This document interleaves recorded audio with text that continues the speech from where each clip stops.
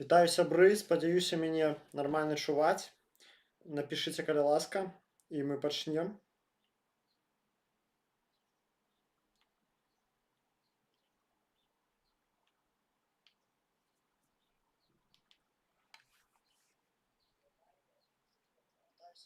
Угу. Я сябе нармальна чую. Ну што ж, тады не будзем цягнуць ката за хвост. 3 чалавекі нас глядзяць. Адзін з іх я. Напэўна. Вітаю ўсіх, хто далучыцца пасля глядзець гэты стрым у запісу. Апошнім часам 2 апошнія выпускі крыху падрасла колькасць гледачоў, асабліва тых, хто ў запісу глядзіць. І гэта мяне, вядома, вельмі радуе. Вось. Дзякуй таксама вам, што далучаецеся, што глядзіце, што лайкаеце. Калі ласка, папрашу, хто зараз глядзіць, хто будзе глядзець у запісу, не забывайцеся Лукаса кінуць гэтаму стрыму для таго, каб яго пабачыла найболей людзей. Праграма ў нас сёння такая. Зараз включу святло. Вось.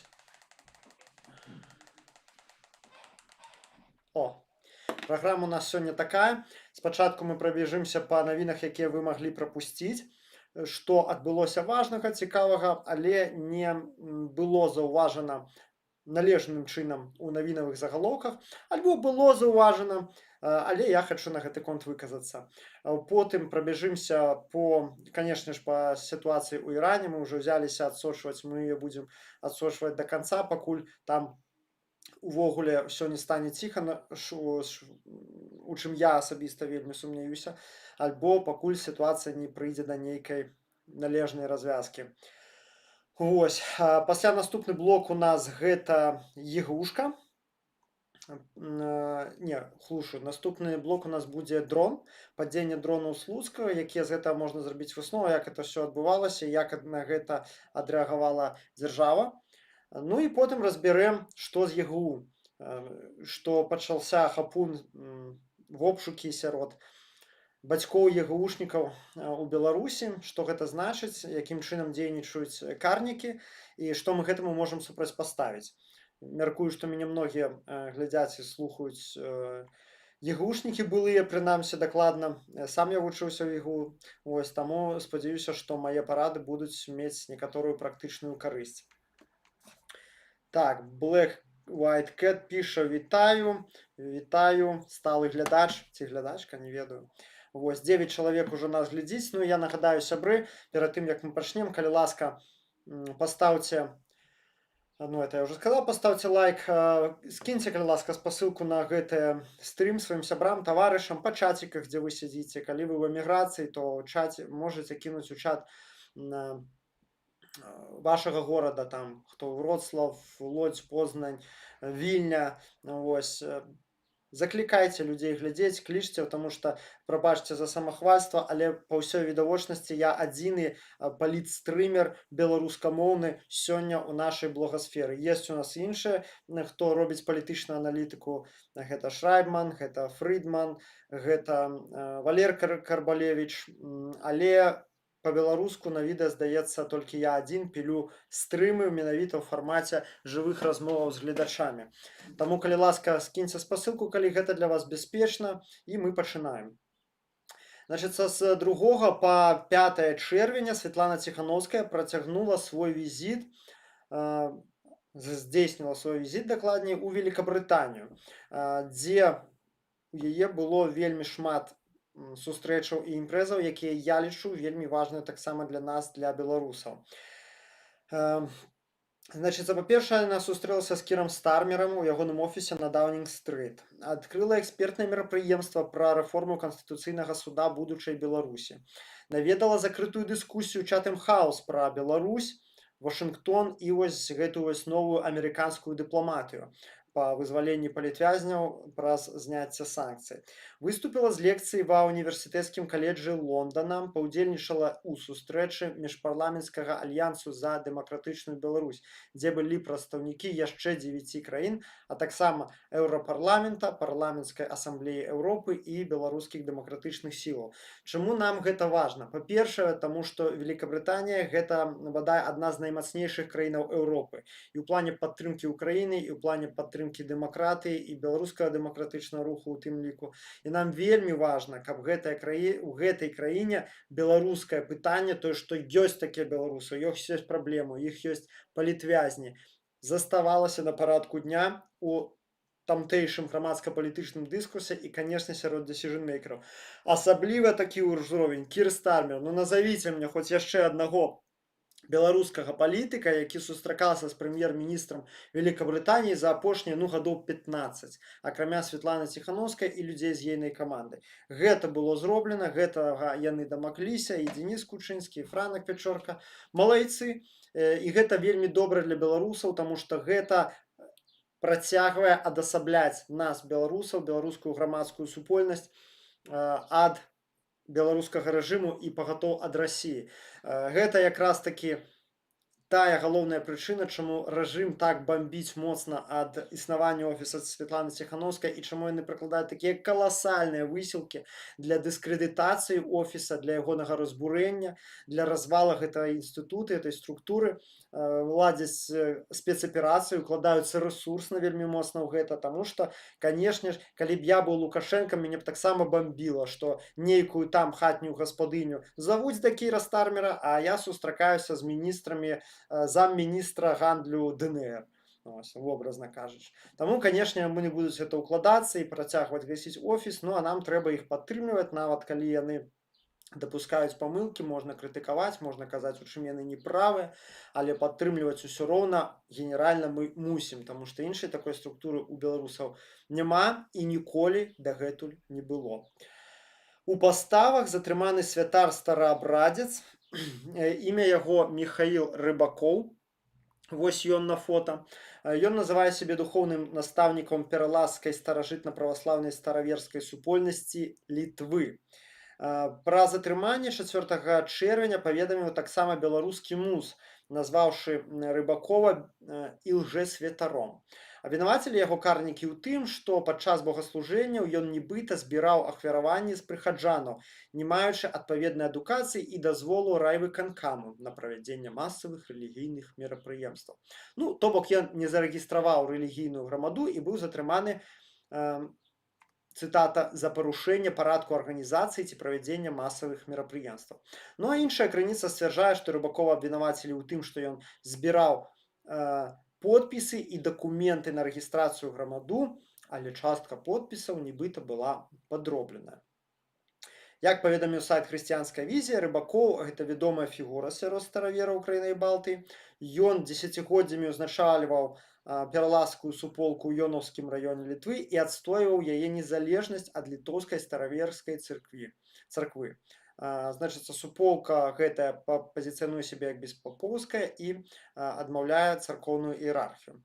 Што я асабліва думаю наконт гэтага затрымання, што, канешне, рэальная прычына гэтага затрымання не мае нічога агульнага ані з дакументамі, ані з подпісамі, ані з несанкцыянаваным мерапрыемствам. Хутчэй за ўсё, што адзіная праблема ягоная – это тое, што ён грамадзянін Літвы.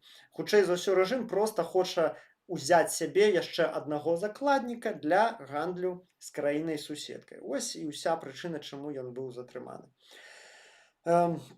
Па інфармацыі беларускіх чыгуначнікаў, з 30 траўня 26 года на беларускай чыгунцы быў абмежаваны рух грузавых цягнікоў праз міждзяржаўны стыкавы пункт Белыніковічы-Сураж у накірунку расійскай станцыі Унеча.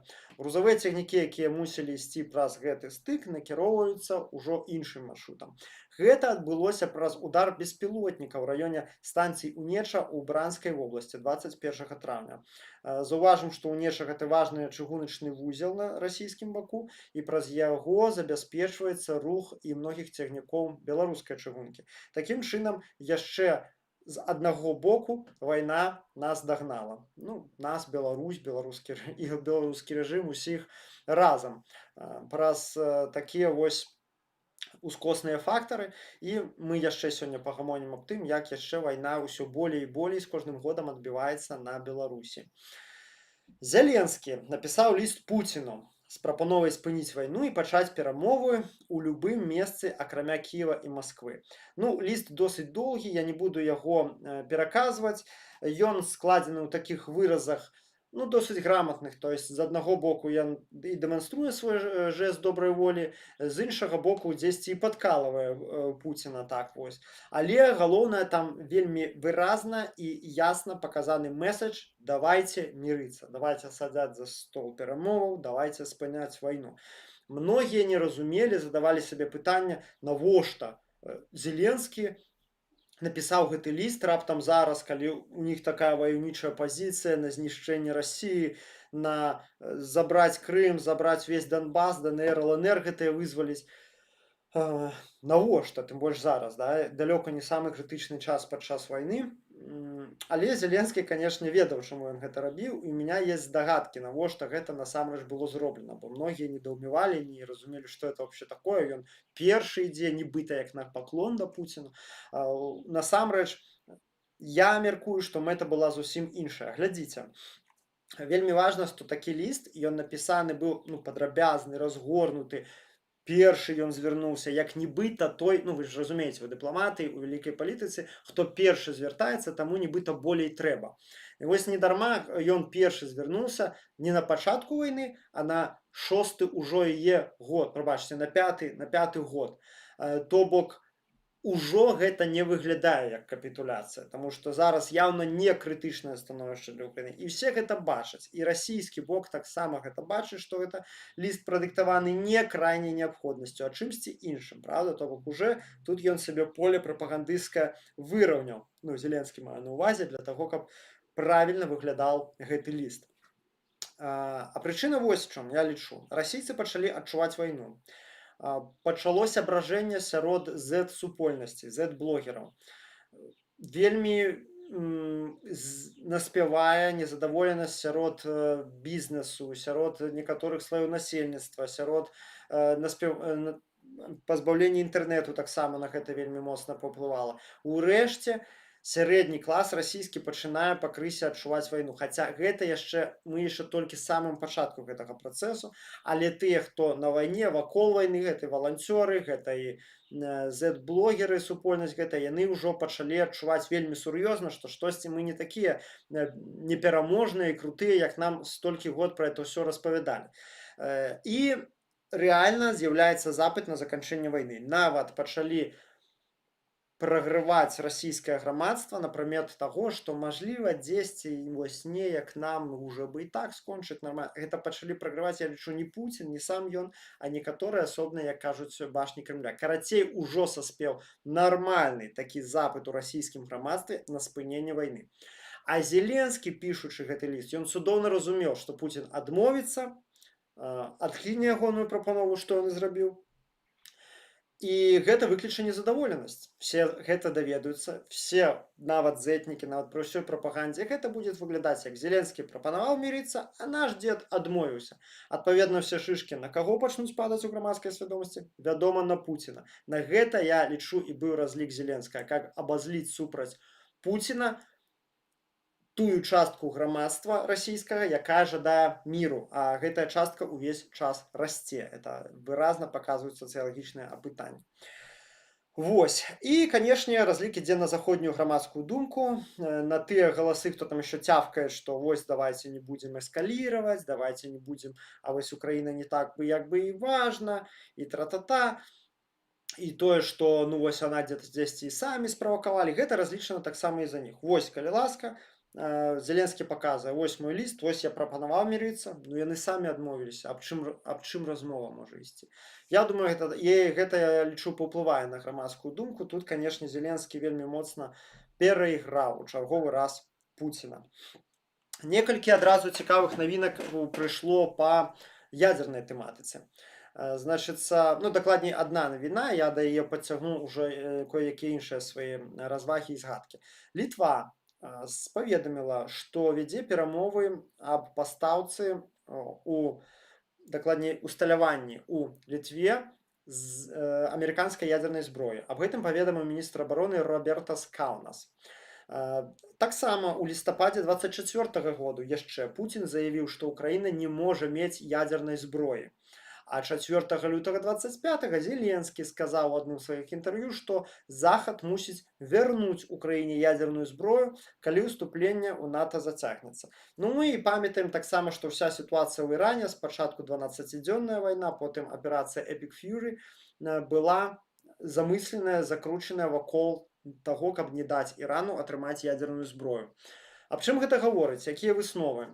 Свет разварочваецца да рэалістычнай парадыгмы, то бок усё больш і больш пачынае рэалістычнай парадыгмы міжнародных адносінаў, то бок усё больш і больш пачынае роль адыгрываць грубая сіла. А якая ультыматыўная грубая сіла зараз? Ну, это, канешне, ядзерная зброя.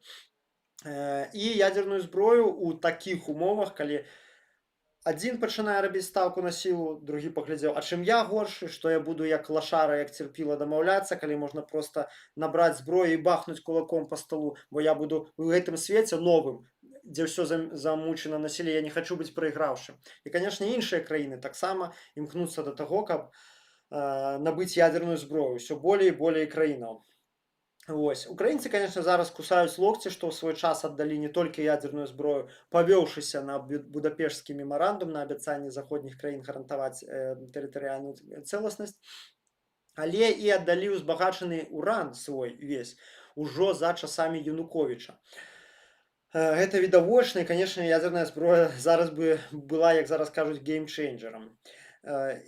Таксама відавочна, што чым у большай колькасці краінаў будзе ядерная зброя, тым меней яна, ядерная зброя, будзе заставацца фактарам стрымлівання. Расце спакуса ўжыць і рызыка патраблення гэтай ядернай зброі не ў тыя рукі. Расце прапарцыянальна колькасці краінаў, якія будуць мець ядерную зброю. Ну і менавіта таму буйныя гульцы прымяняюць такія вялікія высілкі ажно да пачатку адмысловых новых войнаў для таго, каб спыніць распаўсюд ядерной зброі. Зноў жа сітуацыя з Іранам. І па ўсім бачна, гэта мой асабісты прагноз, што не будзе павялічвацца колькасць краінаў, якія стварылі сваю ядерную зброю. То бок апошні, хто это зрабіў, гэта была Паўночная Карэя. Я лічу, што наўрад ці хтосьці зможа гэта ўціхара зараз зрабіць без моцнага міжнароднага ціску ці нават без вайны. Але чужыя арсеналы, у нашым выпадку, як амерыканскія альбо расійскія, да, якія паставілі в Беларусь ядерную зброю, яны будуць распаўзацца. То будзе адбывацца распаўзанне арсеналаў ядерных краінаў па краінах саюзнікаў і фарміраванне на базе гэтага палітычных блокаў, што мы, ў прынцыпе, зараз і назіраем. То бок Расія паставіла ў Беларусу ядерную зброю, Амерыка паставіць, меркую, цалкам мажліва, у Літву, Францыя, мажліва, ў Украіну, паглядзім. То бок будзе адбывацца неяк так. Іран. Што ў нас у Іране? Значыцца, там досыць цікава было на гэтым тыдні, было неспакойна. 2 чэрвеня у розных гарадах Ірана, а найперш у Тэгеране, адбыліся пратэсты школьнікаў. Паглядзім зараз маленькае відэа.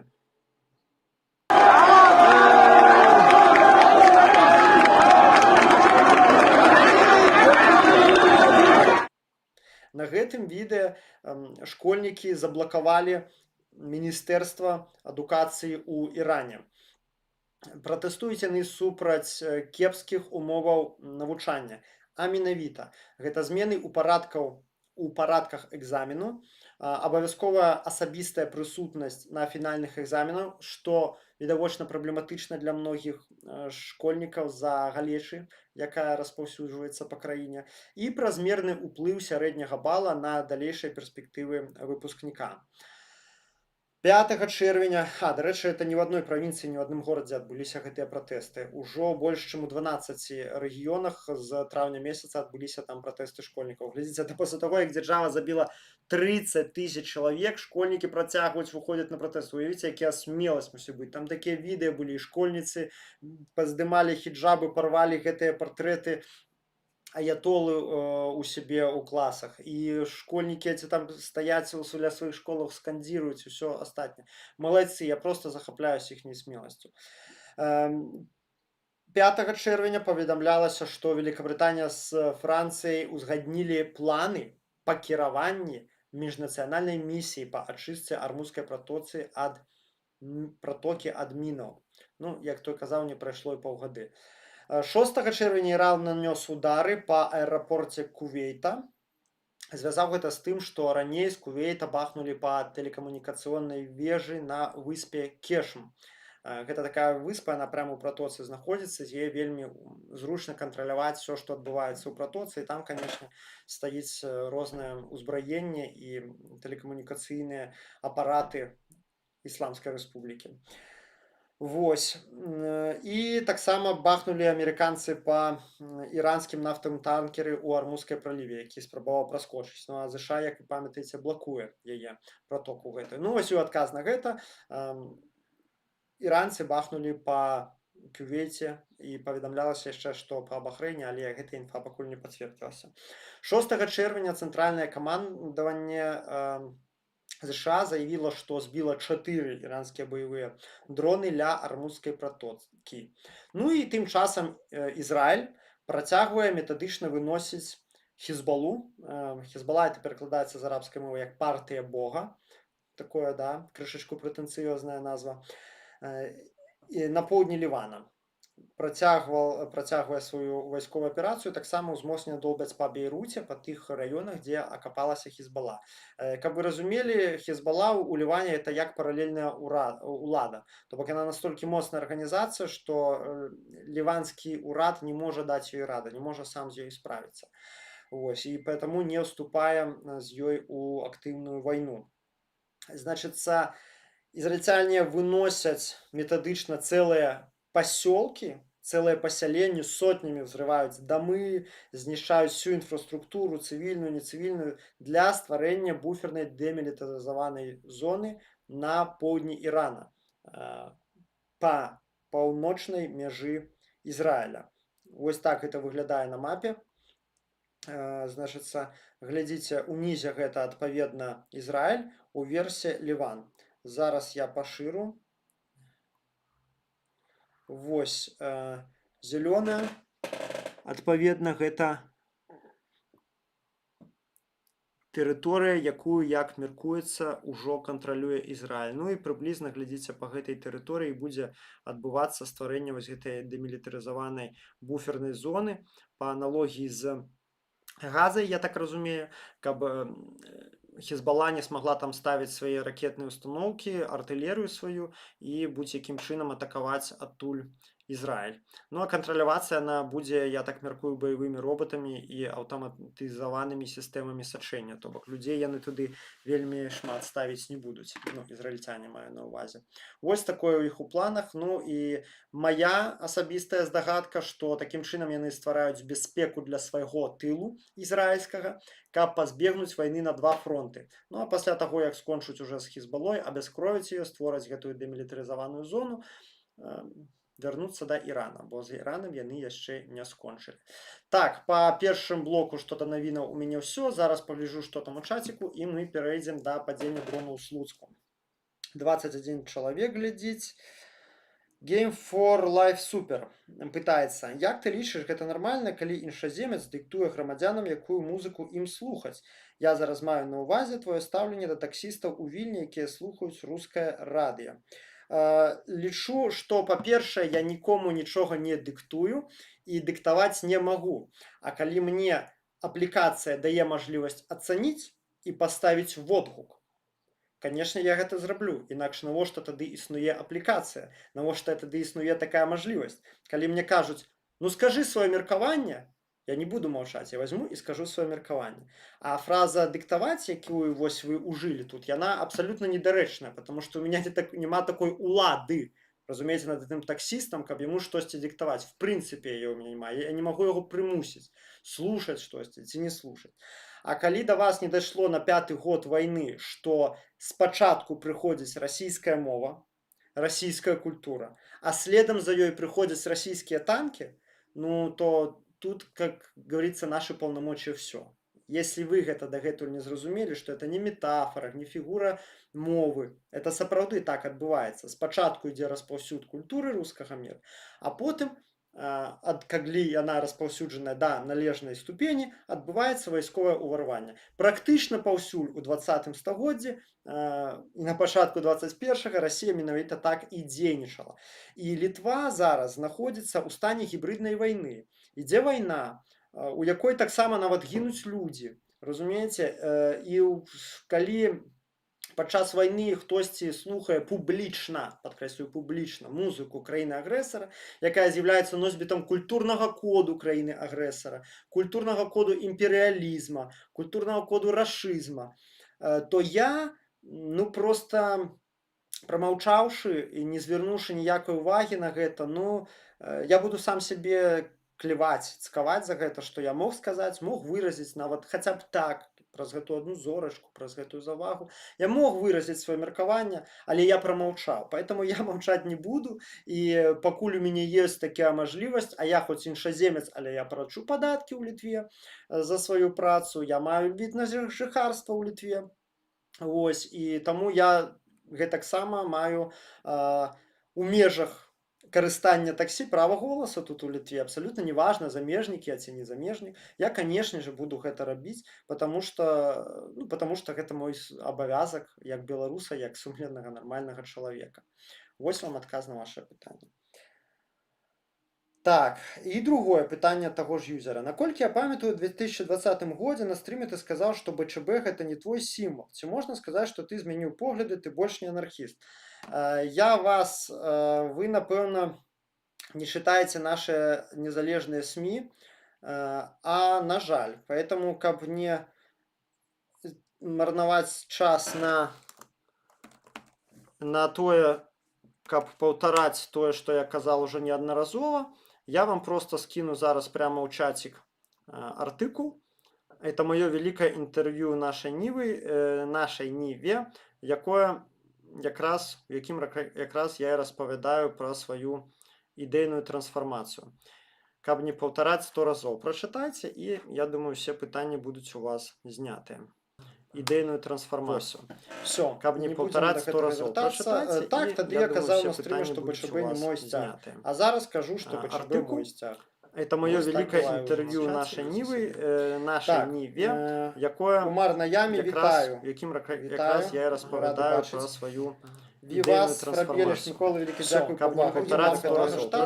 Так, тады я казаў... Так, сябры, 24 чалавекі глядзіць, перад тым, як мы перайдзем да нашага дрону, не нашага дрону, у нашай Слуцкай, якое... Умар на ямі, вітаю. Па-першае, паставце лайк відосу, абавязкова, гэта важна, каб І вас, Фрабелеш, Микола, великий Па-другое, дякую. у каго ёсць мажлівасць падтрымаць сваю працу, Так, тады я казаў... так, сябры, 24 чалавекі глядзіць, перад тым, як мы перайдзем да нашага дрону, не нашага дрону, у нашай Слуцкай, голас правды, журналістаў, па-першае, паставце лайк відосу, абавязкова, гэта важна, каб І вас, Фрабелеш, Микола, великий дякую. у каго ёсць всяких не вельмі добрых людзей, Так, сябры, 24 чалавекі глядзіць, перад тым, як мы перайдзем да нашага дрону, не нашага дрону, у нашай Слуцкай, у аснову правды, журналістаў, па-першае, паставце лайк відосу, толькі раз, гэта важна, каб І вас, Фрабелеш, Микола, великий дякую. у каго ёсць всяких не вельмі добрых людзей, Так, сябры, 24 чалавекі глядзіць, перад тым, як мы перайдзем да нашага.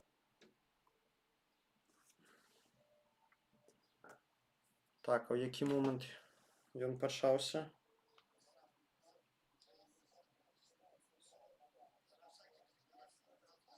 Что это за... Ой, что это за жах? О, все, вернулася в норму. Я выбачаюся, так спужаўся. Дык вось, адразу 6 чалавек адвалілася ад стрыма, нічого себе. Выражам гэта потым. Вось, не толькі это важна як ацэнка маёй працы, але як мажлівасць наше слово поширать. Белорусы с Беларуси могут задонатить криптой, а все, кто в эмиграции, сябры, подписывайтесь, калі ласка, на Patreon, альбо, як вам удобно, задонатьте одноразово. PayPal, Кофи, все іншие штуки, все есть у описании. Падтрымайце, у кого есть такая можливость. Все, а зараз погнали далей. Значыцца, падзенне дрона. 2 чэрвеня на ўскрайку Слуцка упаў дрон. І мы зараз паглядзім відэа, як гэты, хутчэй за ўсё, гэты дрон пралетаў праз Салігорскім.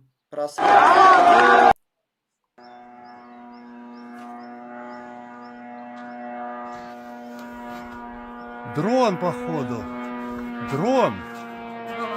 О, полетел, ну. Дрон. Охуеть.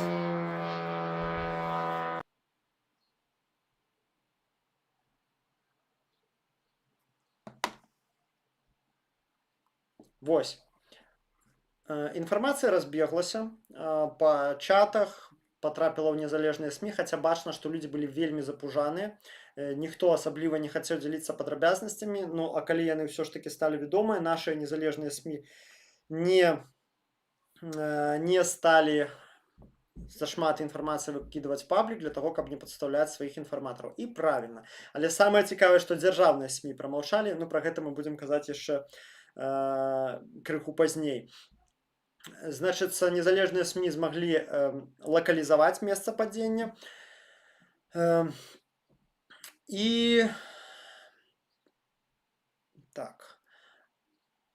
Ну, в прынцыпе, зараз скажу так, чаму прамаўчалі незалежныя СМІ, прабачце, дзяржаўныя СМІ. Чаму яны прамаўчалі? Я лічу, што это ўвогуле з іншага, это было максімальна тупа.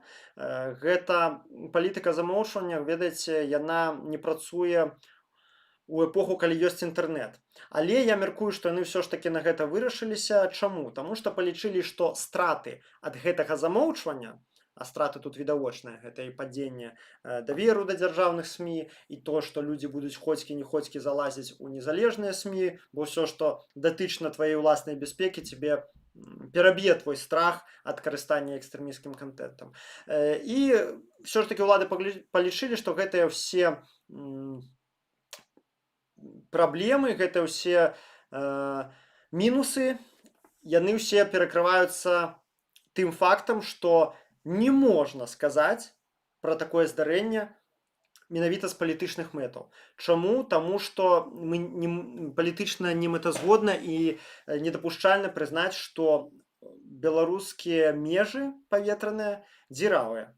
Гэта вельмі палітычна незручная сітуацыя, конечно. Яшчэ можна было зваліць на тое, што гэта украінскі дрон, але зразумела, што это будзе цяжкавата зрабіць. І ім прыйшлось бы казаць, што это расійскі дрон, і гэта адразу трэнне мажлівае з Расіяй. Гэта на фоне таго, што беларусы ў прынцыпе недалюбліваюць расійцаў з-за таго, што яны сюды панаехалі і паводзяць тут сябе не вельмі добра. Гэта стварэнне патэнцыйна небяспечных, непатрэбных міжэтнічных цёрак. Таму гэта, канешне, палітычна вельмі незручная сітуацыя, і они абралі прамаўчаць і атрымаць все вось гэтыя праблемы, так, то бок, паўтаруся, тое, што людзі пачнуць відавочна болей карыстацца незалежнымі СМІ і поймуць, што штось асабліва случайні, усе, хто ў рэгіёне жывуць, што штосьці ад іх улады замоўчваюць. Яны вырашылі гэтым смірыцца з гэтым фактам, але толькі б не прызнаваць перад шырокай аўдыторыяй, што беларускія вось гэтыя хвалёныя СПА не працуюць, што мірнае неба наше больш не мірнае, што існуе для беларусаў прамая небяспека ад канфлікту ва ўкраіне, а она існуе. А прызнаць гэтага ні ў якім разе не можна з мэтаў палітычнай мэтазгоднасці. Што паказала гэтае здарэнне? Ну, па-першае, як я ўжо сказаў, што СПА беларуская ніякая, і нікаго абараніць яно не ў стане. Гэта проста нейкія там несчасныя 1, 2, 3, 5 дронаў расійскіх, якія відавочна заблукалі з-за памылак навігацыі. А ўявіце, што паляціць 500-600 украінскіх дронаў. Проста, адначасова. Якое СПА, якое што? Яны не могуць нічога збіць так, разумееце, а што казаць, калі будзе мэтанакіраваная атака. І все гэта зразумеюць, понимаете? Это яшчэ адна прычына, чаму яны вырашылі, што ну няхай лепей мы прамаўчым, перад нейкай часткай насельніцтва мы абасрэмся, асабліва перад случанамі, якія все, канешне, ведаюць пра гэтае здарэнне. Затое астатняя частка, якая нам давярае, будзе і далей хадзіць, лічыць, што ў нас неба пад замком. Я калі сядзеў у турме і чытаў, глядзеў гэтую прапаганду, все там адзін за адным крычалі, што нашы гэтыя прапагандысцкія СМі увесь час там ставілі гэтых генералаў, гэтых афіцэраў, і Лукашенко ўвесь час ездзіў, і кожны дзень яны далбілі: да ў нас неба на замке, да ніхто не пролетит, да мы ж не проскочит, да у нас СПА лучше в мире, а вот еще россияне нам поставили, да вообще ничего не пролетит, да тут наш украинский дрон мимо нас пролетал, мы его сбили, все, никогда нигде ничего. Конечно, в таких умовах взять и признать, что у нас российский дрон упал, да еще и выбухнул на территории, это было палітычным фейлом. Хотя я по шчырасці чакаў, што яны все ж таки признаюцца, потому что, ну бачыце, я тут крышачку помыліўся, недаацаніў іхні палітычны разлік. Але што цікава, што ў 31 кіламетры ад месца падзення знаходзіцца так званы ЗКІ, завод карпусных изделий. Увага на экран. Вось. 31 кіламетр усяго ад месца падзення. І уявіце сабе, што для дрона гэта літаральна менш за 15 хвілін лёту, і ён цалкам мог бы упасть на аб'ект участак, так званы, да, дзе, як высветліў недавно Белпол, адбываецца дакладней будаўніцтва і да абсталявання завода па вытворчасці артылерыйскіх боепрыпасаў. А гэта азначае і склады выбухоўкі, і ўсё астатняе. Уявіце, што гэты шахед з некалькімі дзесяткамі кілаграм, 50, по-моему, кілаграмамі выбухоўкі патрапіў бы туды. Это магло адбыцца лёгка. Але ёсць яшчэ нездалёк ад Слуцка завод торфабрыкетаў, дзе таксама знаходзіцца ў 32 кіламетрах, таксама увага на экран. У 32 кіламетрах гэты завод знаходзіцца на поўдзень ад Слуцка. І тое самае, патрапленне туда – гэта вялікі пажар. Не кажучы ўжо о том, што слуп дыма, напэўна, з Мінска будзе бачны. А яшчэ ў самім Слуцку, на тэрыторыі самога горада, знаходзіцца воцатны завод, што таксама з'яўляецца хімічнай прамысловасці, аб'ектам хімічнай прамысловасці. То есть, прабачце, не ў самім Слуцку, на ўскрайку Слуцка, фактычна, да. Патрапленне туды 50 кілаграмаў выбухоўкі, вы разумееце таксама, што это такое. Гэта экалагічная катастрофа і, хутчэй за ўсё, чалавечыя ахвяры. То бок, гэта ўжо Мінская вобласць, гэта рэгіён насычаны вытворчасцямі, у тым ліку і небяспечнымі. І разумееце, па ўсім відавочна, паколькі Украіна і Расія нарошчваюць у жыццё дронаў, такія сітуацыі будуць паўтарацца, і з кожным днём робіцца ўсё больш і больш верагодна, што наступны дрон з выбухоўкай ляснецца на тэрыторыю якога-небудзь вось такога аб'екту, ці яшчэ горш на жылыя масівы, што будзе дрэнна, канешне, вельмі для рэжыму з палітычнага пункту гледжання. Ужо не атрымаецца замаўчаць, ужо не атрымаецца падтрымаць гэты вобраз мірнага неба над галавой, і той козырь, которым казыряў увесь час Лукашенко, даказваючы, што ну ладно, то у нас і то, но галоўнае, у нас няма вайны, у нас мір. А вось паўсюль вайна, а ў нас мір. І ўжо гэты козырь стане нерэлевантным. То бок, канешне, такое здарэнне будзе вельмі дрэнным для рэжыма, але навіна кепская яшчэ ў тым, што яно будзе вельмі дрэнным і для тых людзей, на каго упадзе гэты дрон. На жаль. Вось такая рэчаіснасць на сённяшні момант. Так, зараз гляджу чацік, у чаціку нікога. Сябры, я выбачаюся за тое, што гэта рэха адбылося, я не ведаю. Раней такога не было, у мяне было, зараз бачыць, я просто адкрыў у браузере ютубчик свой, каб скінуць у чат паведамлення. Напэўна, буду прямо в УБС открывать чат. Ладно, это все дробязі, вам это мусіць быць не вельмі цікава. Ідзем далей і ўжо сканчаем апошні блок. Нагадаю, сябры, поставіць лайк тым, хто яшчэ гэта не зрабіў, каму гэта дастаткова бяспечна, і пішыце свае пытанні, што вы хочаце ведаць. Потому что вось пасля гэтага блоку ўжо будзем сканчаць паціху стрым. ЕГУ. Што адбылося з ЕГУ? Увогуле, нагадаю для тых, хто не ў курсе, хто прапусціў гэтыя часы, Еўрапейскі гуманітарны універсітэт быў заснаваны ў Мінску ў 1992 годзе як такая установа з арыентацыяй на еўрапейскую адукацыю, на гуманітарныя навукі, іх выкладанне менавіта ў рэчышчы еўрапейскай філасофскай гуманітарнай традыцыі. І ён, в прынцыпе, спакойна себе досыць існаваў да 2005 года, калі Лукашенко падумаў, што на халеры мне тут рассаднік гэтых заходніх каштоўнасцяў, рассаднік шпіёнаў, які будзе расці для мяне рэвалюцыянераў і людзей, якім не падабаецца наведваць дажынкі. І закрыў яго, пазбавіў ліцэнзіі, тады ВНУ гэты перабраўся ў Літву, менавіта ў Вільню. Ну і вялізная частка гэта, ведаеце, стала свайго роду нават плюсам, бо Вільня гэта нездалёк ад Беларусі, можна даехаць за 5 гадзін на аўтобусе, на электрычцы нават яшчэ і хутчэй. І за кошт таго, што гэта такая прымусовая паездка ў шэнгенскую зону, вялікая колькасць беларусаў, маладых,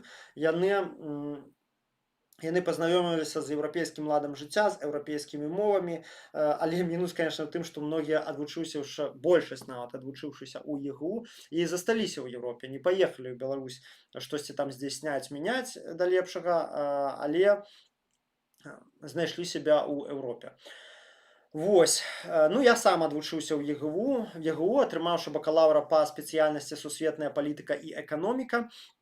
Ну і зараз, як гавора прэс-служба ЕГУ, там вучыцца прыблізна 1500 чалавек, з якіх 80% гэта беларусы. Трэба таксама зазначыць, што ЕГУ не трэба ідэалізаваць, там шмат расейшчыны, там шмат бюракратыі і, на жаль, людзі, якія працягваюць закулісна кіраваць ЕГУ, не заўсёды, как бы так памягчэй выразіцца, яны хутчэй дбаюць пра свае інтарэсы, мне падаецца, значна болей, чым пра інтарэсы Беларусі. То бок там не будзе такога і, напэўна, ніколі не было, каб это была менавіта кузніца беларускай нацыянальнай эліты. Гэта камерцыйны ВНУ, якім кіруюць людзі, у якіх сваё разуменне, многія з якія, хаця там ёсць прадметы, якія выкладаюцца па-беларуску, але гэта не настолькі беларускі вуз, як многім падаецца. І шмат чаго ў ім насамрэч не адпавядае тым чаканням, якія на яго складаюць сумленныя беларусы. Скажем так, вельмі агульна, каб не ісці, не сыходзіць далёка ў гэтую вось крытыку. Але нават пры ўсіх гэтых вынятках, што да гуманітарнай адукацыі, што да навучання крытычнаму мысленню, усё роўна пры ўсіх гэтых вынятках ЕГУ нашмат лепшы, на 2 галавы вышэйшы любога беларускага ВНУ, гэта таксама варта прызнаць. Ну і вось, 2 месяцы таму ЕГУ прызналі экстрэмісцкай арганізацыі і была КДБшнікамі ўзбуджаная крымінальная справа па артыкуле 361.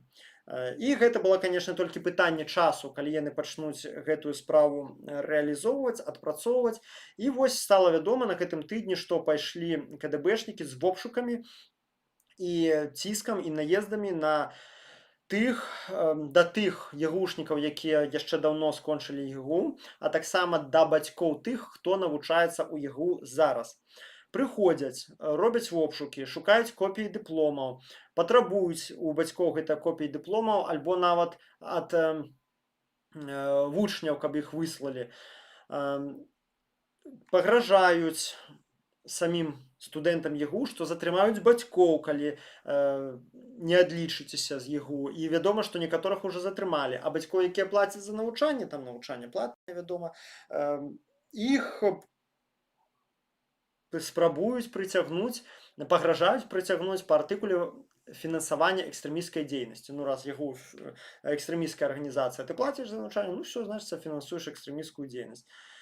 Вось, прымушаюць нават такія вядомыя эпізоды звязвацца прямо пры іх з сваімі дзецьмі там у Літве і казаць там сынок ці там дачка, адлічыся і вяртайся ў Беларусь, тады вось табе нічога не будзе.